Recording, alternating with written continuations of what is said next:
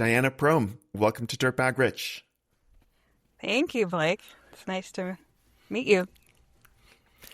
How many times have you sold all of your possessions, liquidated your life to go travel the world? Effectively twice.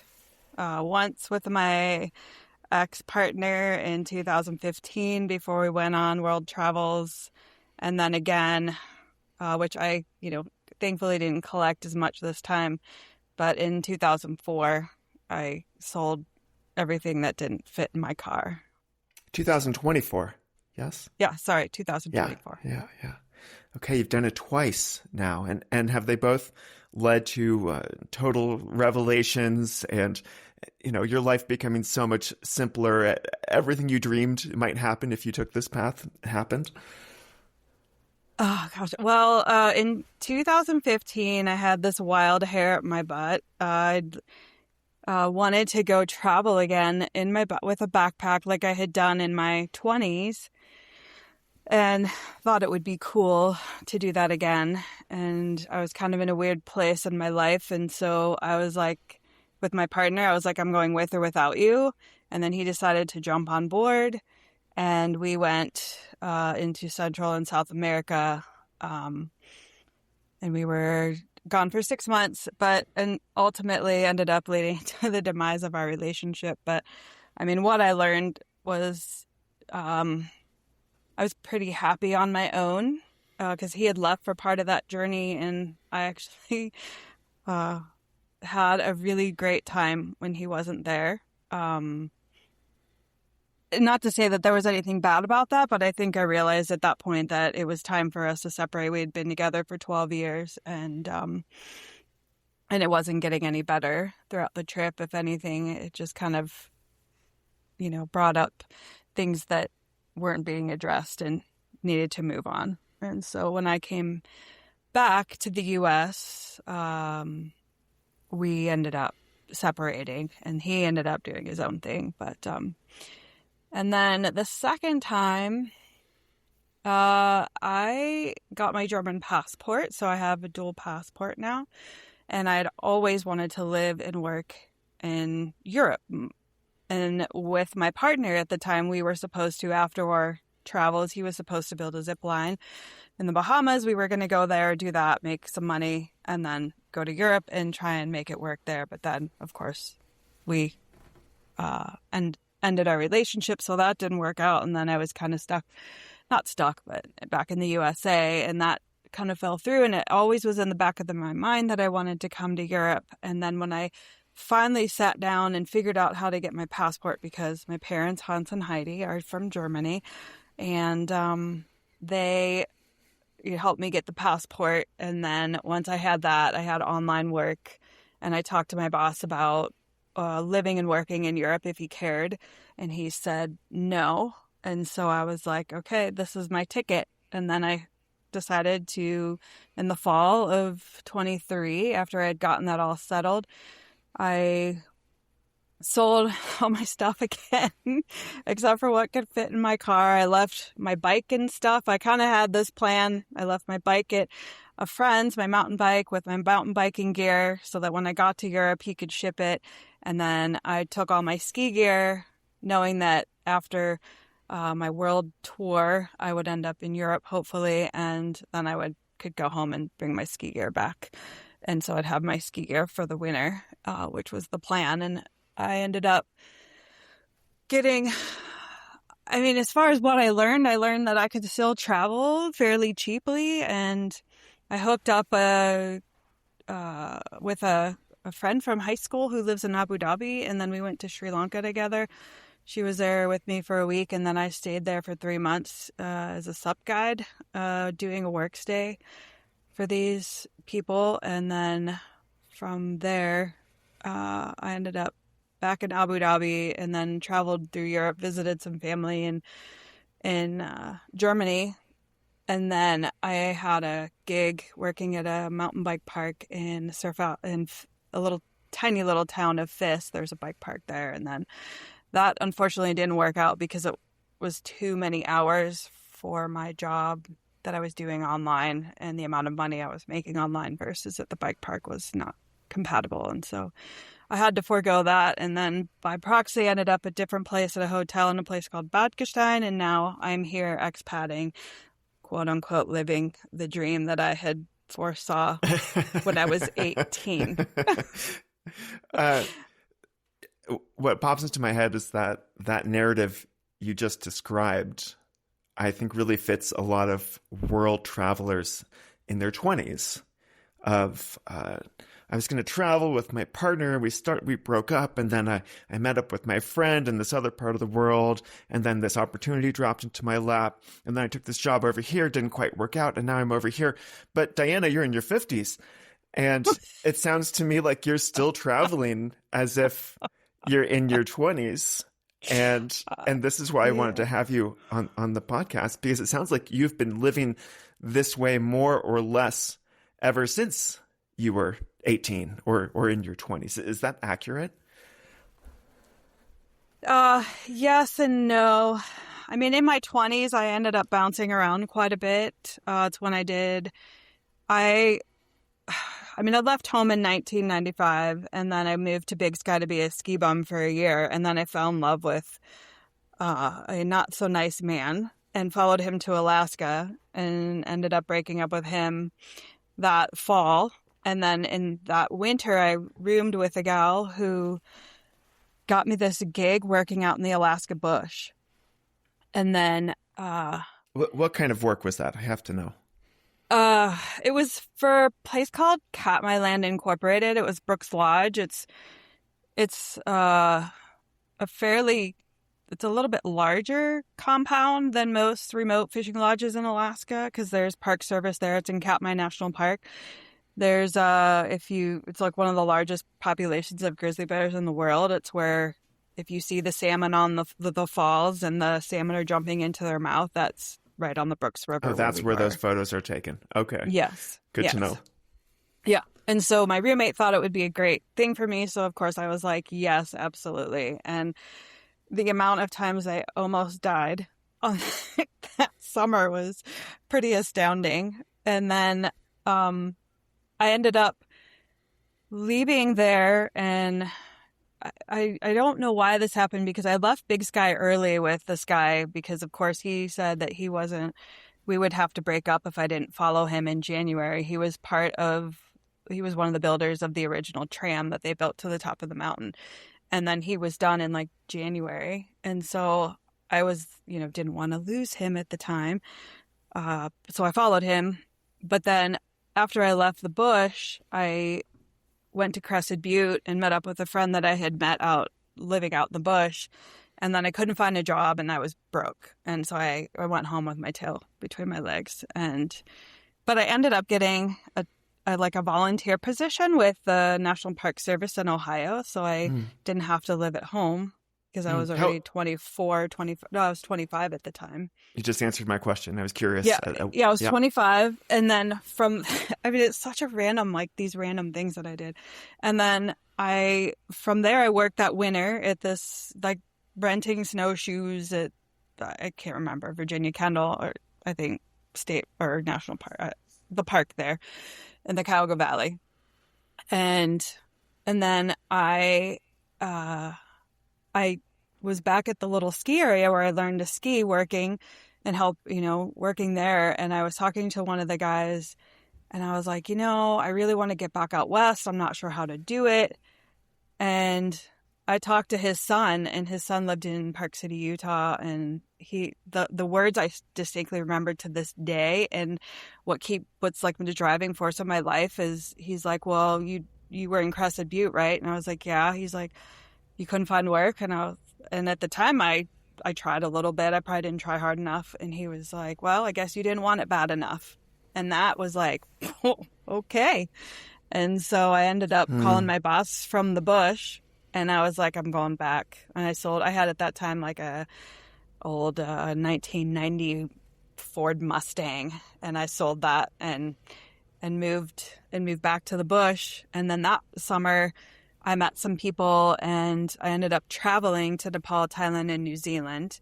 And when I was in New Zealand, I stayed there for 3 months doing the work, like the woofing, the willing workers for organic farms. I'm not sure if you've heard of that, but that was also work stay stuff. Hmm. And then I ended up working at a beautiful little, like, I guess what they would consider a boutique hotel or place, helping out there. And then I ended up getting some work searching for skinks and up in the high alpine terrain. And then I worked with a bunch of dudes on trail crew, and they basically flew me up on a helicopter. All the boys had to hike in, but they flew me up on a helicopter. It was just like these random things that I got myself into. I don't know how I did it, but it was just like, oh, this sounds great. And I would just do it. And I would say yes to all these opportunities. Huh. And then, I went back into the bush because I came home broke, of course, after 6 months, and then went back into the bush. And then I met some people. It was a random storm one night, and we had a big party at the lodge. People got stuck, and I met a guy from another lodge. He was a guide, and we randomly got in this conversation. And he's like, "Yeah, I'm looking for a guide, not a guide, somebody to do shuttles and lunches for me down in Chile." And I was like, "Yeah, sign me up." And again, like random. And he's like, took my number that's on a tiny little piece of paper. And I have no idea how he kept this, but I never heard from him. And then in November, I was home visiting my folks, and I get this call from him, and he's like, "Hey, do you want to go to Chile?" And I was like, "Are you kidding me right now?" Yes. Yes. So I ended up going to Chile for the winter, working for him and traveling while they were, not working. And I did a hitchhiking trip with his girlfriend up the Carretera Austral, and I was hitchhiking to do the shuttles and stuff because that's what he said. And as a female at that time in my late 20s, I looked at this guy, David, and I was like, "Are you kidding me right now? I have to what? To hitchhike?" After, my mother, I can hear her in her head, like, "You can't hitchhike ever. Don't ever get in the car." And then the first guy that picked me up was in this garbage truck. It was like, it was hysterical. He was so happy to have this gringa in his car. And oh my God. I mean, it was so random. And then, yeah, I came back from that trip. I want to pause you right here, Diana, because this is good stuff. And I also want to like zoom out and maybe like classify what it seems like you're doing here. And because I feel like this applies to a lot of people who want to like work in the outdoors or be close to nature, not have an office job. I imagine you were motivated by all of this. And it sounds to me like what you were doing was you go to some cool outdoorsy spot. You're in Alaska, you're in Crested Butte, Colorado. You try to find work there, or somebody had told you about an opportunity there. And then it seems like you're meeting people and they're directing you towards the next opportunity. And it's just this long succession of meet interesting people who live in interesting places, and they will connect you to whatever your next cool opportunity is. That doesn't mean they always work out, but that sounds like more or less how you led your life. It doesn't sound like you were sending in job applications from far away. And of course, at this moment, I assume we're still a bit in the early internet days. And so you were just going out there and you were doing it. Like you said, you stopped waiting for permission. You stopped half-assing it. You just went for it, and you said yes to all these opportunities. Is that right? Yes. And yes, you are correct. When I was living in the bush, I got my first Hotmail account. And we didn't communicate. When I lived in the bush, we the only communication we had was a two-way radio phone. And the guys in King Salmon at the air taxi could hear our conversations that we'd have with our families, which was, we talked to people, like we talked to each other because we didn't have any other ways to communicate. We didn't have any phones. We didn't have any of that stuff. And I think about that all the time, and I wish that we could go back to that, because I think we've lost a lot of, I think there's a lot of things lost in translation because we're so stuck on our phones these days. Do you think it's still possible to just move to someplace cool, try to find employment there, and meet people along the way and let those people guide you towards whatever comes next in your life? Is that impossible? No, I think it's possible. I do. But what I've noticed is my latter, in the last few years, and maybe it's because I'm older, I don't really, I stay at nicer places and I don't stay at the hostels. Where I met the majority of people, besides like working in the bush because we were together 24/7 every day, I don't meet the people as much. And so I think if you're younger, like if you're in your 20s and you're staying at hostels, then yes, there's, I think, a myriad of opportunities and a wealth of opportunities that you could have. And to be honest, when I was traveling in New Zealand, like all those places, I found my way to these cool places by talking to other people in the hostels. And, it's definitely a different vibe as you get older, to find those unique connections to different opportunities. I found that a little harder. Let's continue analyzing from this age 29 moment. I'm curious, what did you study? Like, what did you think you were preparing yourself for when you were younger? And then did you get off of that track? Or did you always want to be like a migratory outdoor bum? Oh, I had no idea what I wanted when I was 18. I went to school. I started in criminal justice because I wanted to be a cop, like an undercover cop. And then I went to Germany with my family after I graduated. And then I was like, oh, I want to be a stewardess or in travel. And then I got into that field, and that was more of like in the transportation realm versus travel realm. And so I busted out of that and went into physical therapy. And then I had to cheat to pass like my, I don't know, mitochondria or whatever that was, science classes. And so I decided to get out of that.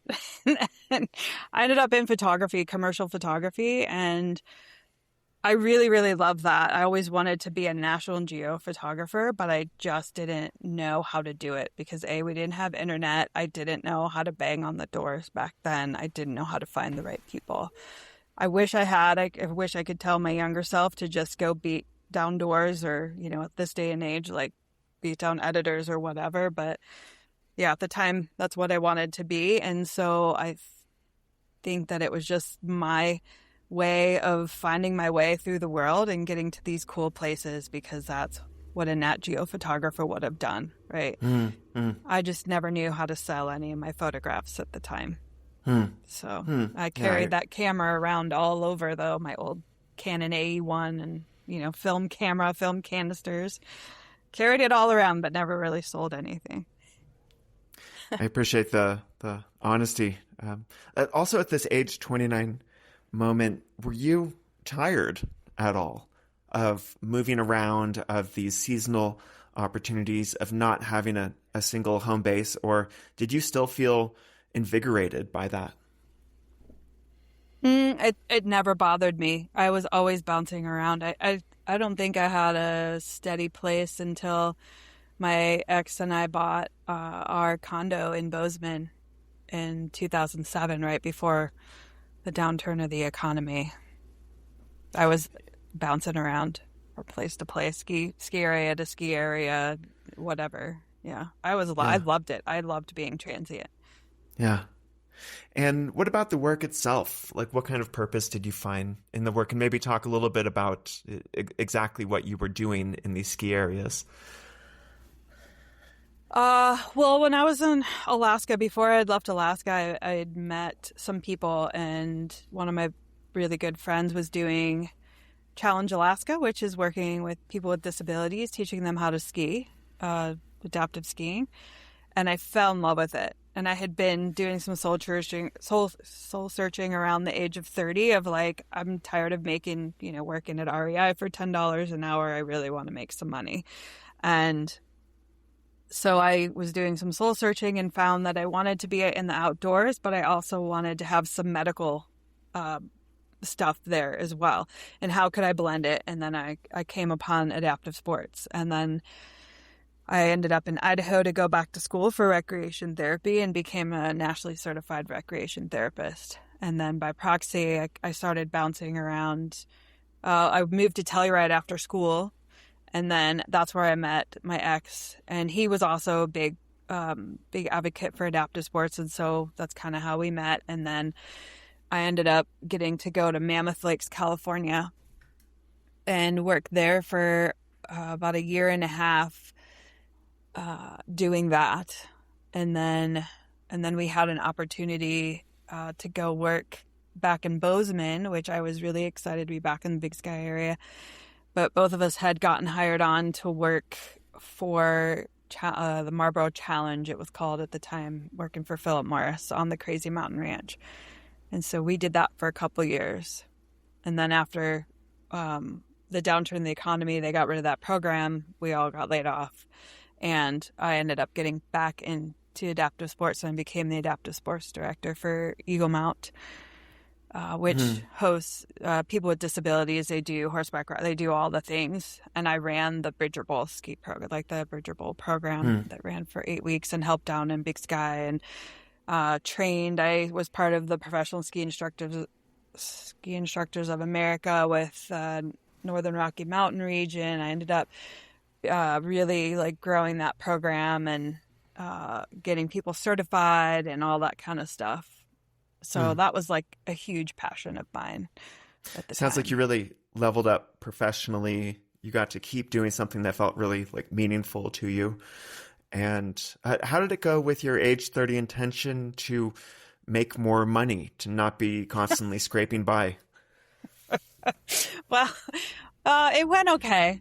When I was working at Eagle Mount, I wasn't making a ton of money because it was a nonprofit, but I was super happy. I mean, the compound we worked at, the facility was kind of out on the south end of town, kind of outside of town. And then, of course, I got to go to the ski area every day to work. So it was a pretty sweet gig for me.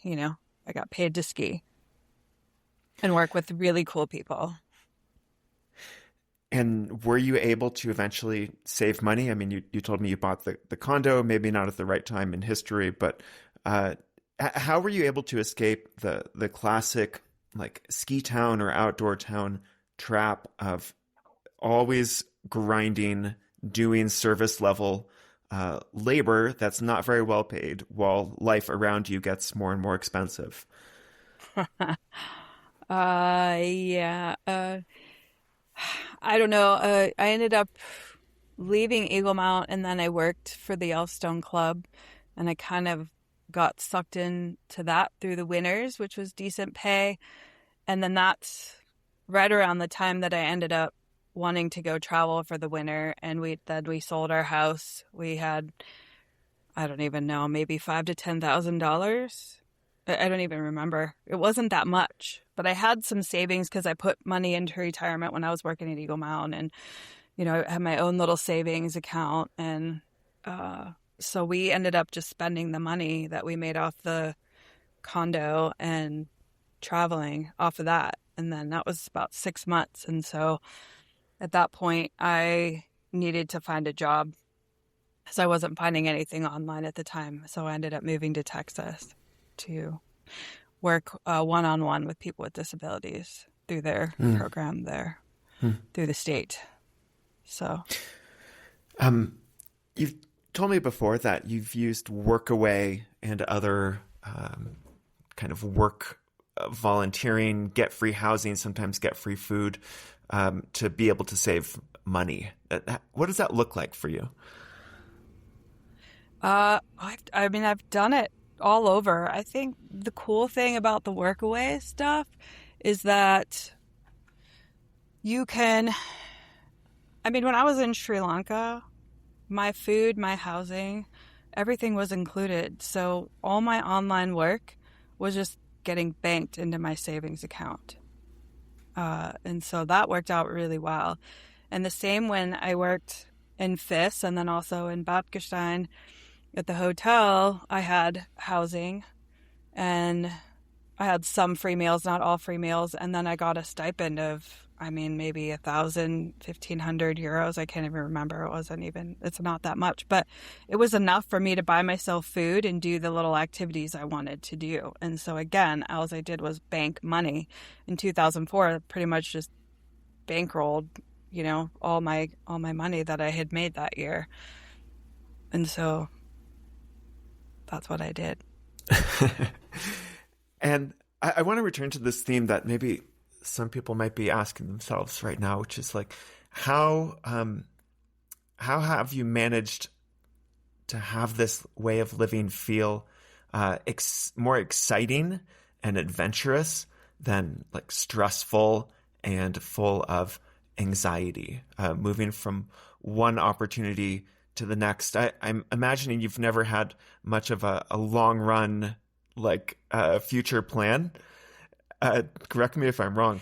Like, and please tell me if there has been like significant periods of stress or serious self-doubt or, thinking I need to stop doing this. I need to do something totally different. Well, most recently, so in 2004, I did all this travel, and then I decided that I wanted to have a big girl apartment. I was tired of living with other people, and I wanted my own kitchen. I wanted an apartment, and I ended up finding this super sweet place where I'm at right now in the mountains, in the Alps, and decided to stay here. The landlord was super cool. I have a huge terrace, mountain views, all the stuff, reasonable rent. And I was so excited, but I was, again, nervous because it wasn't cheap, but it was tolerable based upon what I was making at the time. I was like, okay, I'll do this until I can't. And then and I was depending on my online work, and then I ended up getting laid off in May. So I got this place in November of 24, and in May of 25, I lost part of my income. I have some other stuff that I do that brings in a little bit of money that was kind of my savior. And then I also had a local job that I had got in March that pays the rent and my car insurance. So the only thing I really had to pay for was my food and any extra, whatever else I needed to buy. And so but of course at the time that was a huge chunk of money that I lost. And I had just signed on to this place. I had signed on to being an expat, and I was terribly scared. And, but I decided that it was all going to work out. I had to keep the faith. Like I really have, worked over the years. Like I listened to The Secret when I got laid off. And we had just, bought this condo. We lost our butts on it, and we had a huge mortgage payment, and I had lost my job back then, got laid off as well. And so I read The Secret, and I was like, I own my house. I own my life. And so, worst case scenario, I would just have to give this place up and go wherever. But it ended up somehow just all working out. And then I ended up back in the industry with online work, similar to what I was doing in the fall. And so it ended up working out, and I had a great summer, got to travel a little bit, I don't even know if I ended up having to use savings or not, but it just all ended up working out. And I always try to believe that. And, because I think if you stress too much, then it makes it worse, because there's nothing you can do. And if you just sit and think about stuff, then try to figure out how to make it work. That's been my whole life, is how do I make this work? How do I become independently located? That was my big goal for a long time. And then I got this online work, and I was like, oh, now I can work from anywhere. And then it was just step by step. And it's like, but it didn't happen overnight. And it was just trying to figure out how to make these things work and putting the pieces of the puzzle together. And at that moment where you said it all just sort of magically worked out, just to be clear, that doesn't mean like someone bailed you out or you had money come in from family or some other secret source like that, right? No. In Austria, they actually, funny enough, in June, I ended up getting a double paycheck and from my company locally. And I came to find out that they pay 14 months versus 12 months. So in June, you get a double paycheck, and in November, you get a double paycheck. So it's your bonus or whatever. And so I ended up having that extra money, and then the little bit of money that I came in from another source. And yeah, And so, but yeah, everything is self-funded. I don't have a trust fund. My parents don't have, my family doesn't have a trust fund. I mean, they're,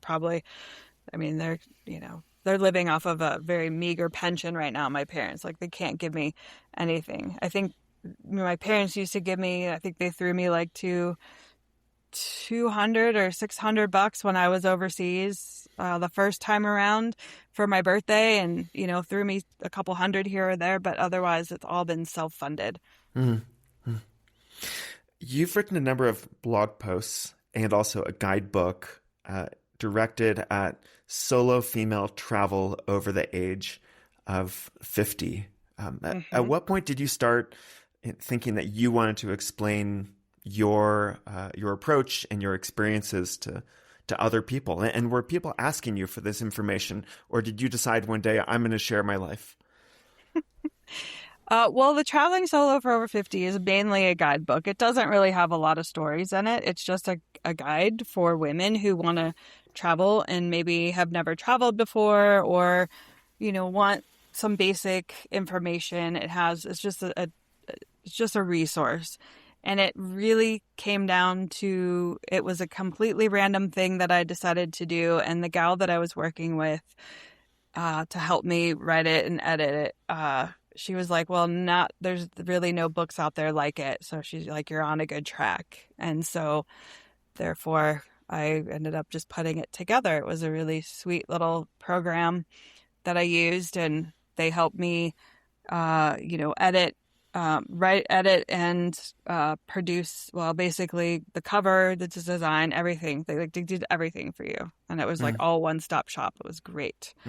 And so I put it together just to try it out, because I have another, the storybooks are coming out. And so it was a test for that. Okay. And why did the world need a guidebook for solo female travel over age 50? What is it that people in that demographic cannot find by just Googling, finding articles, or reading other guidebooks or how to travel material that's aimed at all ages, for example? I'd love to say, because it has some amazing secrets that I only know about. But I mean, you can find the information everywhere. It's just mainly a one-stop shop to have everything there in a book. Okay. I mean, I love the humility. That's great. But I mean, that's important, to bring together disparate resources into a one-stop shop. That's also valuable. What is it about women over 50 who want to travel solo for the first time that makes this like a particularly interesting challenge to you? And what kind of like fears or anxieties have you noticed wrapped up in this? Well, I think a lot of women get in their heads. They tell themselves they can't do things. I've seen it over and over again, because in my teachings with adults, mainly at the Yellowstone Club. And I mean, the Yellowstone Club is a very wealthy population. It's very high end. It's very exclusive. And it would mind boggle me that the women that I got put with adult women a lot, because they knew that I was good with these kind of women. And it never ceases to fail me. They would say, I said, well, why? They said, what, I asked them what their goals were, and their goals were like, oh, I want to ski with my kids on the ridge or up on the higher terrain. And I said, well, why aren't you? And they said, well, I'm kind of scared. And I look at their skiing and I said, okay, well, let's go skiing. And I'd look at their skiing and they were perfectly adequate skiers. They just needed maybe a little tweaking here and there, but it was the confidence that was keeping them back. And it was just always one of those things where I would try to encourage these women. I'm like, let's go do this stuff. Like, you can do it. And I don't know how many times I saw it over and over. Women talk themselves out of doing things. Men, they jump off cliffs. No problem. They don't think about stuff. Women, they're so tentative. And I don't know why. I mean, I guess over the years, I've lost some of that tentativeness just because I've been kind of in the professional outdoor realm for a long time. And it was just, I mean, that's the most common denominator that I saw was the confidence piece. And to be able to travel solo teaches you how to be confident, how to be hyper vigilant, how to look around, how to book things, how to do things on your own. And when you come back, you have this inherent confidence that you didn't have before you started. Where do you feel like that confidence emerged for you? Was it always there? Have you always been this way? Do other women look at you and they're like, you're just some alien creature. You've never worried about this stuff. You can just travel anywhere in the world and be chill. Yeah, a lot of people do look at me and tell me that. And to this day, they're like, I could never do that, but I admire what you're doing. And it's not for everybody. This life is not for everybody. And I tell you that I will drive myself nuts sometimes as well, like being around myself, because I don't know how to sit still. And I'm trying to learn how to do that at the age of 54. I'm trying to learn how to just be still and be like, I should go climb up this mountain. I should go do this. And it never wins. Today I went and climbed one of the mountains that I look out my window every day because I couldn't sit still. And that has been, a big thing. But yes, my friends when I was younger, they're like, you're crazy, and a lot of my friends are from Ohio. They're adventurous, but maybe not quite the adventurous of like dropping down steep slopes or, with a bike or skis and but when you're in it as a professional working in the industry, you end up pushing yourself and you're around these people who push themselves and that confidence builds. It doesn't happen. Like you look at me today and I can ride down a mountain really quickly, but it didn't happen overnight. I started skiing when I was 12 and then, became a ski instructor in my 20s and, built the confidence from there. And then I've traveled so much that not really much bothers me anymore. I don't get scared, except for the stupid cows, alpine cows up here. And they sneak up on you, those alpine cows. Yeah, those like crazy cows up here. Anyway, but no, not much scares me. So, and it's because of all the stuff I've done over the years. Yeah. And it sounds like a good amount was there in the beginning. This is your default personality. Yes.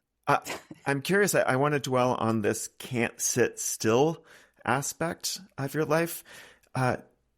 In what other ways do you feel like you are just unsuited for conventional lifestyles, for traditional home, partnership or marriage, regular jobs? Like, how do you feel like you are just the wrong person for any of that? Yeah, my ex was really good with me. He was very patient. God love that man. He had so much patience with me. And I knew that when I was indoors too much, he would start acting like a chicken and he would start bouncing his head and at me. I would just be like, okay, I'm going to go for a hike. Which always calmed me down. I'm pretty sure, like now I look back, I pretty much had to have had ADHD.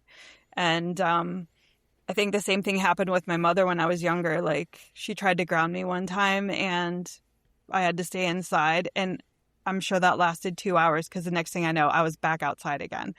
And I bounce off the walls when I'm indoors. I mean, it's, thank God, gotten better over the years, but it probably didn't start getting better until my 40s that I could actually sit down and not bounce off the walls. I have a hard time being in confined four-wall spaces. That's always been, I don't know why, but it's always been that way for me. And when you get outside of those walls, once you escape the proverbial chicken coop and you're skiing or you're helping someone else learn how to ski, or you're deep in the Alaskan bush, what does it feel like then? Like, do you still experience stress? Is there a calmness that comes over you? Do you have a deep relationship with nature, or are you sort of in a stalemate with it? No, I have a very deep relationship with it. It's so healing for me because I think it just helps center me. It helps calm me down. I've deferred to it for so many years to keep, as I called, the crazies away.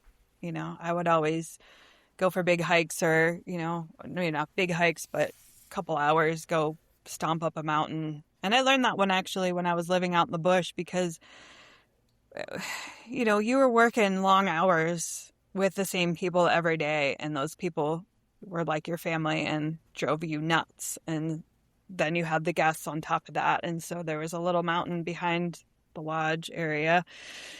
And I would go up there and go to the overlook, and it would just help calm me, center me. And I could go back to work as a healthy, normal human being that didn't get all aggro at people. So that's what I use it for. What's a moment in your adult life where you felt like you were betraying your values or your core personality the most, and maybe thought like, what the hell am I doing? I don't know if I honestly have anything like that, because I've worked so hard to live the life that I've wanted to live. I can't honestly think of anything that I've done that would... I think that's wonderful, if that's the case. Well done. Yeah. Yeah. I mean, I question my decisions nowadays of like, what am I doing in the middle of the Alps? But I don't regret any of my decisions. I may wish that I have done things differently, but I don't regret anything that I've done, because it's led me to where I am today, right? Mm-hmm.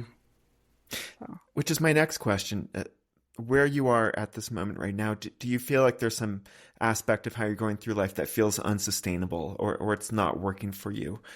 Are there any big parts of the puzzle that feel deeply unresolved and troubling? No.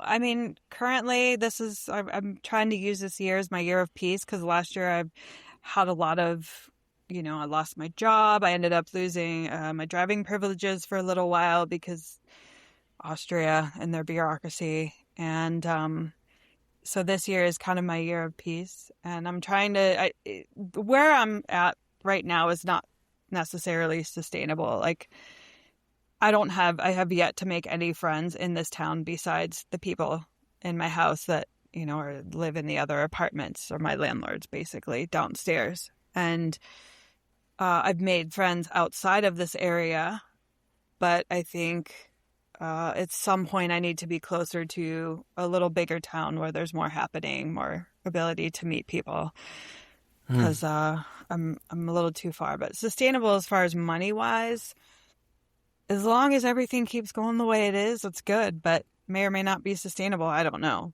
because I got laid off last year. I started working for this company. There was a gal that was pregnant, and unfortunately she had a preemie, so she's dealing with that this year, the baby.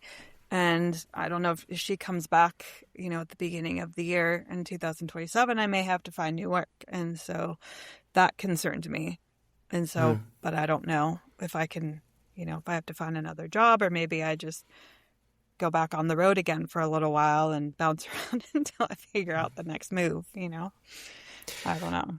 I imagine you've gotten asked about retirement or retirement plans or intentions before. I was asked this question at a recent talk I gave about Dirtbag Rich. Someone just said, "What's your plan for retirement?" Just lay it out for me. And I pushed back a little bit against the framing of that question. But, he really wanted to know, where you're going to live, who you're going to live with, how you're going to afford that. Are you going to stay in one place? Do you think you can afford to stop working? Do you think mentally, like mental health wise, you can even stay put? These are difficult questions for me to answer. I'm curious how you tackle questions like this. That's a very good question. That's so long. I mean, I don't know. I guess it's kind of so long away, but not so long away. When I was with my ex, we had big dreams of going to Thailand and living there because it's so cheap. I kind of still have that in the back of my head, but I honestly don't know. I have been, saving on my own for a while, so I feel like when that time comes, I'll hopefully be in an okay position to be able to retire with hopefully some, Social Security and maybe even some money here from the government. But I don't know. I think about it a lot because obviously, within the next 10 years or more, I might have to. And what that looks like, I can't say. to be honest. I can't even figure out where I'm going to be next year. Again, Diana living in her 50s sounds a lot like Diana living in her 20s and It's 30s and horrible. 40s. It's horrible. But you don't. You said you don't have any regrets. You're not suffering. You No. outside of like periods of stress or losing a job unexpectedly. You still love this. Yeah, I mean, it's funny because I have to laugh at myself because I'm like, oh, I could buy a van and I could travel to these countries that, like Eastern Europe that I've been wanting to go see. I could do this. I could do that. And I'm just like, stop it. My brain's already going. So if I lose this job, I'll be like, okay, well, on to the next adventure. On to the next. But yeah, we'll see what happens. Let's get back to the Yellowstone Club, where you said you were working with like pretty wealthy families or clients, and for example, these women who were really great skiers but still felt this fear, this resistance to going on these bigger adventures. They probably look at you, and I imagine if you've worked in skiing, this has happened many times over, which is like people from a much higher income bracket are looking at you and they're asking you questions about the life that you're leading, and you're telling them all these stories of adventure and travel and mishaps and nature. In those moments, do you feel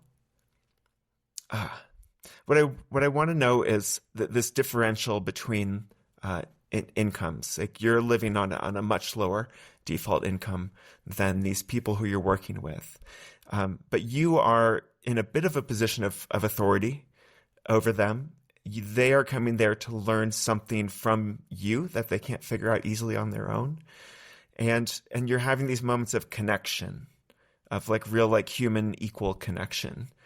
Even though when you go home at night, you're going to be inhabiting very different worlds. I wonder if you can just speak a little bit about your experiences, maybe, serving people who are rich, who are rich in this like traditional American sense of being financially wealthy. Yeah, I mean, the Yellowstone Club is a very special place. There's a lot of how do you say it? Like people who want to be anonymous. So I have to be careful what I say. But there was a couple, older couple, and from the .com place, a site. He was the CFO, and his wife was on the chair with me, and she's like, give him advice. He wants, he needs to do that, and he's got his earplugs in. He's not listening to me. He's not paying attention to me. And then his wife continues to go on about that. She's like, I just don't want him to buy another house. We already have 5 or something. I don't even remember how many they had. And I just sat there and I stayed quiet. Just was like, okay, I live in a, 1-room apartment and you are worried about having another house in your financial realm. I mean, that was one of the ones that kind of stick out with me. But it's a totally different world that they live in. And it's hard for me I just would always sit back and try and glean information from them. When I was on the hill, I was like, okay, let's do this. Let's go have some fun. But when we were having lunch or having conversations and like watching the other people, it was just a really interesting vibe. I don't even know how to explain it. Because these were some of the most wealthy people in the world that were there, and celebrities, that sort of stuff. And it was just a surreal place. And I always was just kind of felt like this little amoeba walking around, being told that I need to go out and go ski with people, keep them safe, or guide them around, I don't know. Do you feel like you have managed to have these genuine moments of connection with clients who are very wealthy? I feel that I did, yeah. I mean, I always tried to be inquisitive, and a lot of times when people started asking me questions, that they were so curious about my life and what I've done and how I've done it, and then I hardly would ever get to learn about them, honestly. And it was one of those things where they were just always so inquisitive about my life. But I feel like there was one family that I really connected with. They had some twins, and I kind of befriended them. But otherwise, it was, pretty professional and, engaging as far as having a nice lunch with people that you don't know. Hmm. Hmm. That's just one other facet of your life that I'm curious about, which is, I think ski instructors, for example, in their 20s are just very happy to be out there working with anyone, getting to be on the mountain. And I've noticed among people who I know that, as you get older, kind of doing service work for wealthy people becomes a bit less palatable, maybe a bit more challenging. And so I wonder if your relationship to this work has evolved over time, or if you've developed coping mechanisms. For like working at the club or as a ski instructor? Is that what you mean? Yeah. Yeah, sure. I mean, I honestly, when I went to the club, because I had just come from working as a director, a lot of people relied on me, depended on me, and I was in charge, and I was really happy to go there and have my bosses tell me where to go and who to ski with. And I turned the blinders on when I went there, because you weren't allowed to take pictures, you weren't allowed to do any of that kind of stuff. And so basically I went there to be a ski instructor, had fun with the kids, we'd go to lunch with the families and get to know each other, and then I'd go home. And it just was always an interesting place, like mentally, to be, wow, these people have so much money. How do these guys get so much money? And I always was just kind of questioning. Not that I could ask them how they got all their money or whatever, but, I'd ask them what they did for work or that sort of stuff. And it was just always very interesting to me. And one of my fellow ski instructors, like, he made a picture. He was an artist, and I remember him drawing this cartoon, and it had this, basically probably sums up everything, but it was two people on a ski lift. One was a very clean-cut professional, clean ski gear, brand new gear, whatever. And then the other person was, I would call him a dude, like a ski, a ski bum per se, a bro, like hats, disheveled stuff. Even though we were all ski instructors, we had to look good, but it was just like this thing, not necessarily for the club, but in general. And it was, it said it had a little bubble, and it was the ski instructor saying, "Can I give you some advice?" And I always thought that was so ironic, because you have this person who's completely wealthy, living the life that he always wanted or whatever. And then you have this ski instructor who's like trying to give this person advice, which I always thought was just super ironic, because, we're out there to keep people safe, and we have our own special skills, but we're teaching people with money. I don't know. I think that's why I find this so fascinating, and why I'm dwelling on it so much, because there's not many realms in which people from such different income strata get to interact, and not just in this transactional, here's money, you provide service, we don't have any like a restaurant waiter, for example. But when you're a guide and you're out there for these long periods of time, and you're experiencing nature together, and people are a bit more relaxed, there's downtime, then you have this opportunity to have these conversations. And I think it's so telling that you didn't get to learn very much from the people you were working with, because they were so busy asking you questions about your life and being a bit in awe of you. And thinking, and I imagine there's a lot of fantasizing, like, how can I do what Diana does, or something even vaguely similar to that? And so it's a different kind of version of the status game, for example. In one way, in one very conventional metric, you are lower status than they are. But in another way, in this much more holistic or almost like spiritual level way, I think a lot of people are looking up to you. Am I romanticizing this too much? Probably. I don't know if I'm seeing it the same way you are, because, I'm mean, definitely blending other people's experiences in with what I'm hearing from you. yeah. I mean, it was a great experience, and I'm super thankful to have had it. And when you are out there with people, you're in the elements. It's cold outside. The walls come down. You are just another person with them. It doesn't matter how much money you have. If you fall down this cliff face, you could die, right? So you have to have the right tools. And so they look up to you in that respect.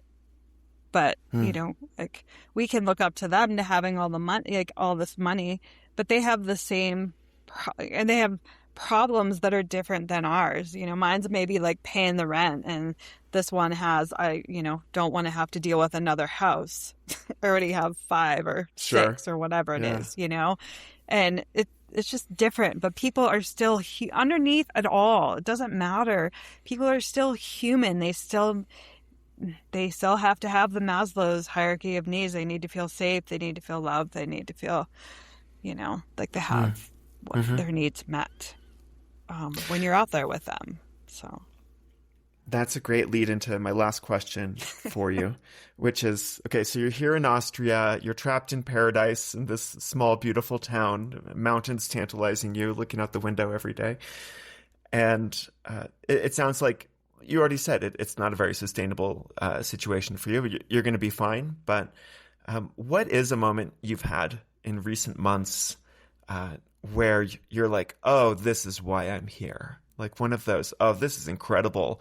Or, one of those moments of beauty or transcendence where everything, all the worries fall away. And you're like, this is how I ended up here. This is why. Yeah, I would say this last weekend for solstice. So what they do here in the Alps, mainly Tyrol, so like we're talking Kitzbühel, kind of a central Austrian, I think southern Germany Alps. They do they do these fires, tiny little fires on the peaks, and I joined. There's an app called FriendSeek, and you can sign up for these these activities. And I signed up to do this 2-day activity that we would e-bike from Kufstein into a tiny little town in the Kitzbühel Alps. And then we would ride up to the top in the evening and watch the sunset along with all the fire. And then they have a big bonfire. And so what they do along all the mountains is they have all these bonfires. And it was truly it was hot, but just riding up and around these little villages and up in the mountains with the wildflowers are so pretty right now. And these are just experiences that you would never get in America. They're just unique to this area, to the Alps, maybe the Italian Alps and stuff, maybe France, but you're like riding through these cool little Austrian villages that have these beautiful flowers on their windowsills and, gardens, and you're just riding through and you're just enjoying life. And then you get up and have a beautiful sunset. And then the whole ridge lines were lit up with little fires, and then the moon came out. And then the next day we rode back to Kufstein, and it was, more mountain, we got to jump in a lake, and a mountain lake, and again, more wildflowers, more lakes. It was just absolutely stunning. And I was like, okay, it's all going to be okay. This is why I'm here. I just have to remember that I need to get out and do these things more, and it's all going to be fine. It's all going to be fine. Yeah, it's beautiful. Diana, if people want to learn more about you online or read your guidebook, how do they do that? The guidebook is currently on Amazon. Looking at maybe putting it on my website at some point, but they can go to my website. All the links are there to find all the information. I'll be sure to link to DianaProemm.com. Yeah, DianaProemm.com. Yeah. Yeah, great. Yeah. Diana, thanks so much for coming on the show. Yeah, thank you for having me.